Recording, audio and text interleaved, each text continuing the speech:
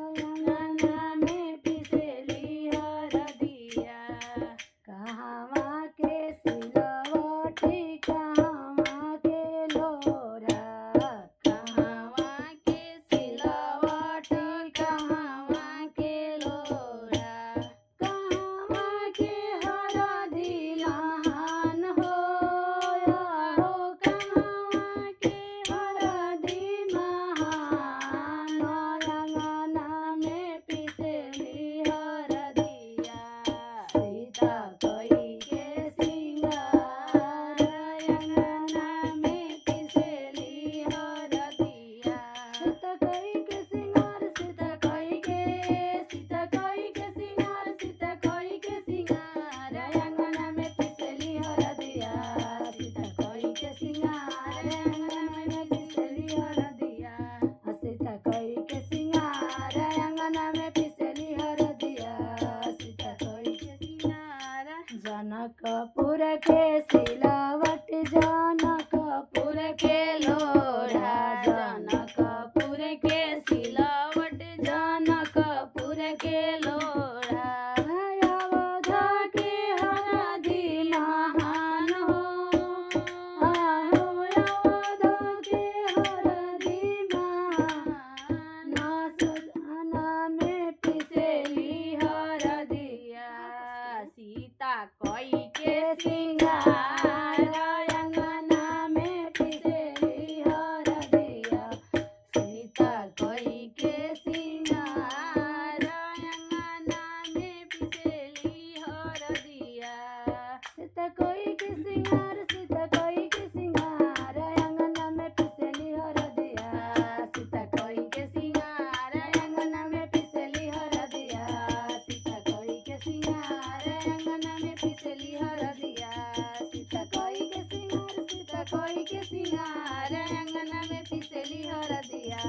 सीता कोई के सिंगार, अंगना में पिसेली हरदिया।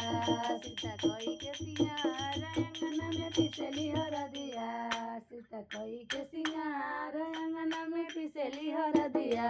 सीता कोई के सिंगार, अंगना में पिसेली हरदिया। सीता कोई के सिंगार, सीता कोई के, सीता कोई के सिंगार, सीता कोई के सिंगार, अंगना में पिसेली हरदिया। सीता कोई के सिंगार, अंगना में पिसेली हरदिया। सीता कोई के सिंगार, अंगना में पिसेली हरदिया। जनकपुर के सिलवट जनकपुर के लोढ़ा, जनकपुर के सिलवट जनकपुर के लोढ़ा। अवध के हरदी लहान हो, अवध के हरदी महान। अंगना में पिसेली हरदिया।